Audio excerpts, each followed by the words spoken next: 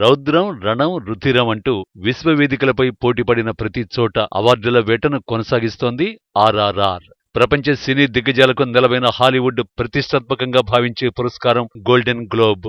అలాంటి golden globe ని నాటు నాటు సాంగుతో గెలుచుకుంది ఆర్ఆర్ఆర్. భారత సినీ ప్రతిభను తొలిసారి గోల్డెన్ గ్లోబ్ ని గెలవడం ద్వారా ప్రపంచానికి చాటింది ఆర్ఆర్ఆర్ టీం.